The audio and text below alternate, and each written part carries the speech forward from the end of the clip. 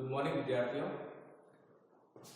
BA second year के सभी विद्यार्थियों का हार्दिक स्वागत और अभिनंदन। इससे पहले जो मैंने आपकी क्लास ली थी उसके बारे में मैंने आपको प्लेटो के बारे में बताया था, प्लेटो का जीवन परिचय और प्लेटो की जो कॉन्सेप्ट आपके सिलेबस में है, प्लेटो का शिक्षा सिद्धांत, प्लेटो का साम्यवाद का सिद्धांत और प्लेटो का जो है वो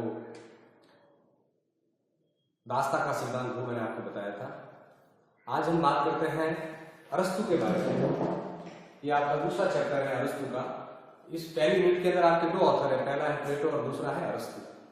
अरस्तु विशुद्ध रूप से प्लेटो का ही शिष्य है, लेकिन दोनों के सिद्धांतों में बुनियादी फर्क है कि एक को राजनीतिक विज्ञान में जहां आदर्शवादी कहा जाता है, दूसरे को राजनीतिक विज्ञान में जो है वो वैज्ञानिक राजनीतिक विज्ञान का जनक कहा जाता है। आप ये कह सकते हैं कि प्लेटो जहां राजनीतिक चिंतन का जनक है, वहीं अरस्तु जो है वो राजनीतिक विज्ञान का जनक माना जाता है। यद्यपि अरस्तु जो है प्लेटो के ही शिष्य है। मैंने पहले भी कहा था कि यूनान में तीन महान गुरु शिष्य परंपरा रही है, जहां सुकरात के शिष्य प्लेटो रहे, वहीं प्लेटो के शिष्य जो है वो अरस्तु रहे और अरस्तु के जो शिष्य हैं वो सिकंदर महान रहे। हम सीधे विषय पर बात करते हैं। दूसरा चैप्टर है आपका अरस्तु।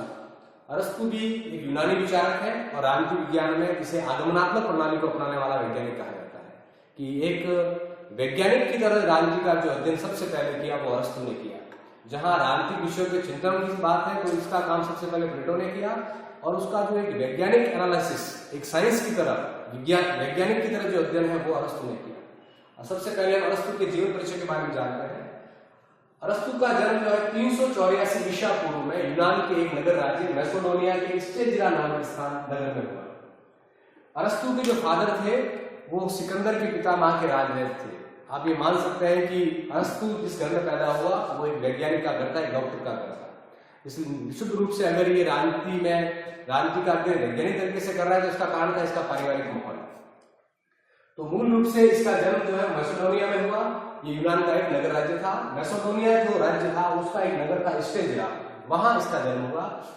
और इसने अपने जीवन काल में बहुत सारी रचनाओं को, पुस्तकों की रचना की। उसमें जो सबसे महत्वपूर्ण पुस्तक है जो आपको पढ़नी चाहिए और उस पुस्तक के अंदर ही उसका पूरा राजनीतिक चिंतन में दिखाई देता है, उस पुस्तक का नाम है द पॉलिटिक्स। कई बार एग्जाम में पूछते हैं द पॉलिटिक्स किसका है। अगर केवल पॉलिटिक्स है तो वो उत्तर राइट नहीं है। द पॉलिटिक्स ये इस राजनीतिक विषयों पर लिखी गई इसकी पुस्तक है और यही वो पहली पुस्तक है जिसमें राजनीतिक विषयों पर एक वैज्ञानिक की तरह अध्ययन किया गया है। जितने भागों में ये डिवाइड की गई है, जिसमें आदर्श राज्य कैसा हो, नागरिकता कैसी हो, दास्ता के बारे में क्या विचार है, कानून के बारे में क्या विचार है, किसी भी सभ्य समाज में क्रांति क्यों होती है, क्रांति को रोकने के उपाय क्या हो सकते हैं, शिक्षा सिद्धांत कैसा होना चाहिए, शिक्षा पे सरकारी नियंत्रण हो या नहीं हो, शिक्षा का पाठ्यक्रम कैसा होना चाहिए, एक प्रकार से तमाम विषयों पर जो बातें हैं इसके अंदर पॉलिटिक्स में। उससे पहले मैं आपको बता दूं कि प्लेटो ने अपनी एक एकेडमी खोल रखी थी, उस एकेडमी का ये विद्यार्थी था। बाद में अरस्तु ने भी अपनी खुद की एकेडमी खोली, उसका नाम था लीसियस। और लीसियस एकेडमी के अंदर ये यूनान के विद्यार्थियों को पढ़ाया करते थे और कहते हैं कि उसी लीसियस एकेडमी का सिकंदर भी एक विद्यार्थी था।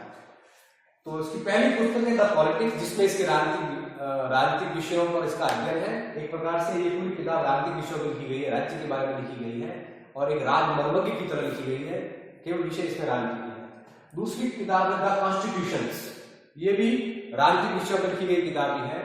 तीसरी है एडवर्स ऑफ सोल। चौथी है फिजिक्स डी एनिमा।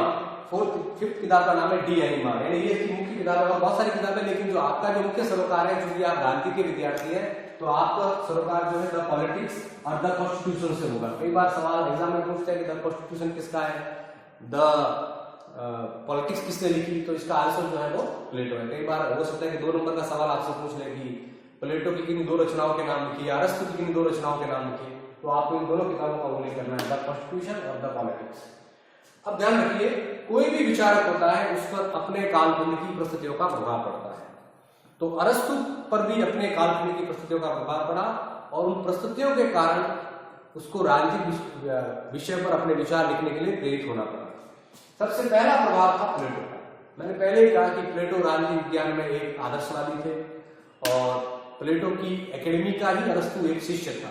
तो निश्चित तौर पर गुरु का प्रभाव शिष्य पर पड़ता ही है और ऐसा ही हुआ कि प्लेटो के अगर अरस्तु के बहुत सारे विचार देखें, खास करके उसके क्रांति संबंधी विचार, उसके शिक्षा संबंधी विचार, उसके दास्ता संबंधी विचार या उसके नागरिकता संबंधी विचार, तो कहीं ना कहीं इन विचारों के आलोक में या इन विचारों पर जो प्रभाव है वो प्लेटो का पड़ा। तो सबसे पहले अरस्तु को प्रभावित करने वाला जो व्यक्ति था वो था प्लेटो। दूसरा है समकालीन परिस्थितियों का प्रभाव। अरस्तु जब पैदा हुए तो यूनानी नगर राज्य पतन के कगार पर थे, वो आपस में युद्धों में रत थे, उनमें यूनिटी नहीं थी, सामाजिक जीवन जो है भ्रष्ट था, भाड़ी की सेनाएं हुआ करती थी, क्रांतियां कभी भी समाज में हो जाती थी, बहुत सारी शासन प्रणालियां वहां पर थी, लॉटरी के आधार पर शासकों का चयन होता था। इसलिए अरस्तु को लगा कि यूनानी नगर राज्यों के पतन का बड़ा कारण है लॉटरी द्वारा शासकों का चुनाव, स्थायी सेना का नहीं होना और इन राज्यों का आपस में अंतर्द्वंद में ग्रसित रहना, सामाजिक जीवन जो है, नैतिक जीवन जो है वो व्याभिचारी था, भ्रष्ट था, यानी जो शासकीय व्यक्ति थे वो बेईमान थे, आम नागरिक का जीवन जो है भ्रष्ट था। तो इन सब परिस्थितियों को देखकर उसे लगा कि एक ऐसा आइडियल स्टेट होना चाहिए जहां इतनी सारी कमियां नहीं हो, और उन्हीं सब बातों ने उसको राजनीतिक विचार लिखने के लिए प्रेरित किया। अगला था पैतृक पृष्ठभूमि का प्रभाव। एक तो अरस्तु जो है बड़े परिवार से आता था, मैंने पहले ही कहा कि इसके पिता जो है वो सिकंदर के पिता के राजवेद थे, यानी एक प्रकार से चिकित्सक थे, डॉक्टर थे वो। तो पैतृक, एक तो वो बड़े कुल से था और पिता डॉक्टर थे, पितामह दादा भी डॉक्टर थे, पूरा परिवार ही एक प्रकार से डॉक्टरों से भरा हुआ था। तो पैतृक पृष्ठभूमि ने इसको अवकाश दिया जिससे वो राजनीतिक विषयों पर अपनी बात जो है वो समाज के सामने रख पाए। धन्यवाद।